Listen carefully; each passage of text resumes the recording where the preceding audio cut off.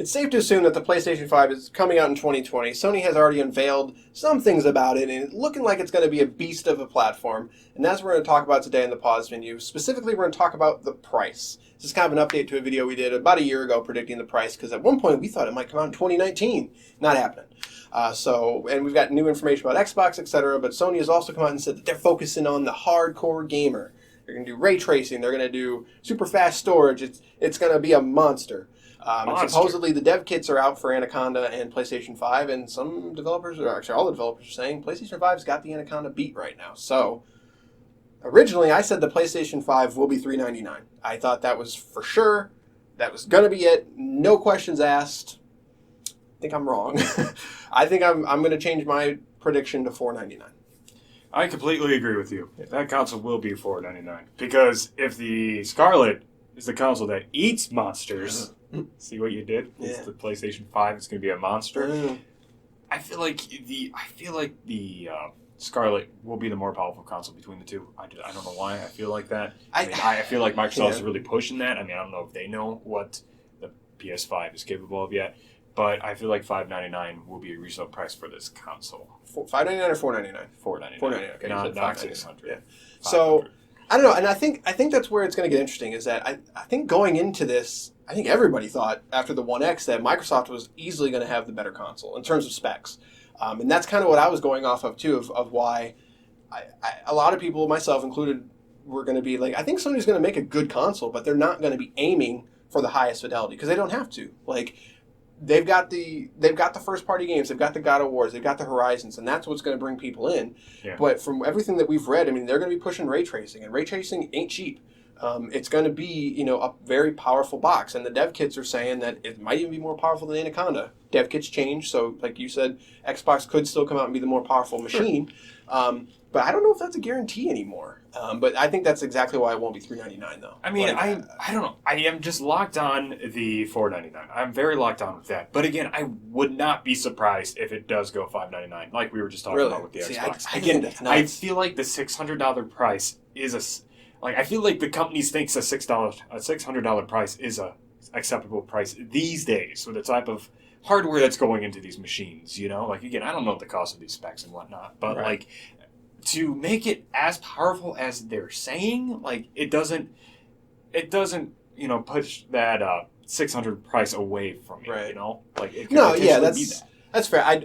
If the PS3 debacle didn't happen, I think. Oh yeah. That was 2 gens ago. Even still, that $599 US is something that people will never forget. But compared to the technology, how much has changed since then? Right, but it's a huge upgrade. But the PS3 was sold at a huge loss, even at that price point. So I don't know. I specifically for PR reasons, I don't think they can do $599. But I just don't. The idea of a $600 console to me just seems foreign these days, though.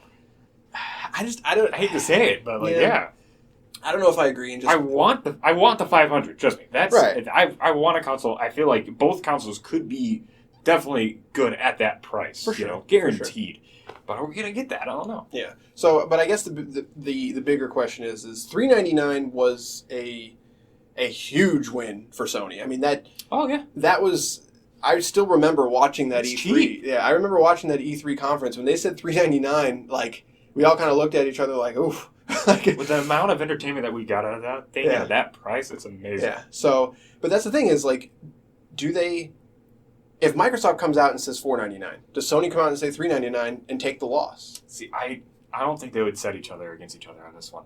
I feel like they're going to definitely pay the difference what the specs is, if that makes sense, of the consoles itself. Right. This is a piece of hardware right here. This is as much hardware as we got in it. We're going to price it at that much. Mm-hmm. Yeah, I think it's a different scenario.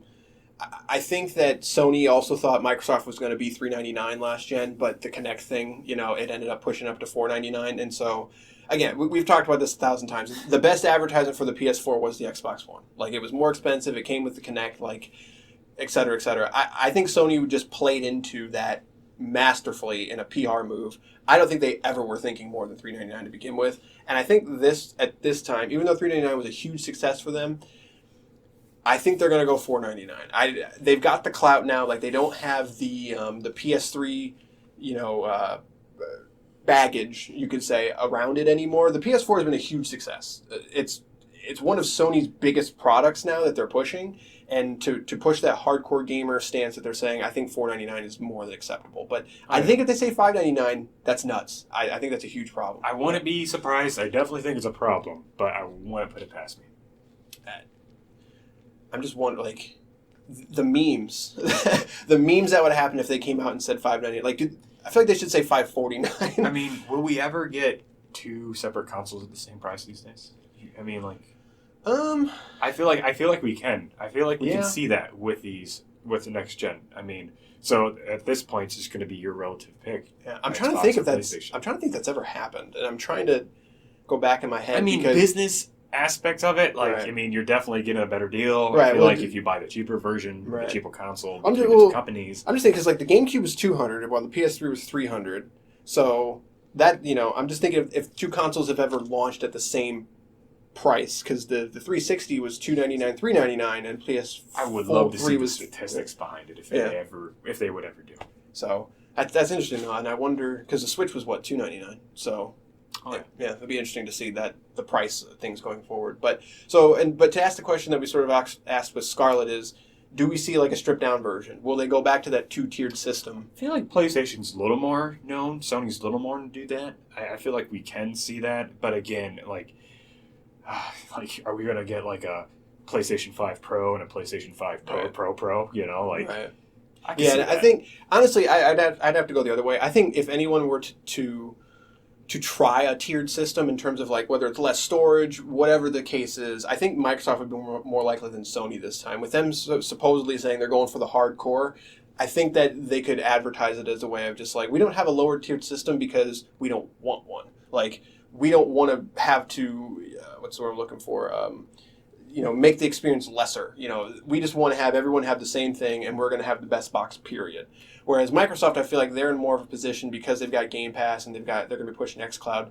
They might want a cheaper entry point than Sony does, but that's tough to say. But $499, that's what I'm going to say. I'm going to say $499. That's going to be the price of the PS5. It will come out in 2020. I know some people are speculating it might miss 2020. I think that's nuts. I don't think there's any way it misses 2020. But so final $499. Yes. I mean 2020.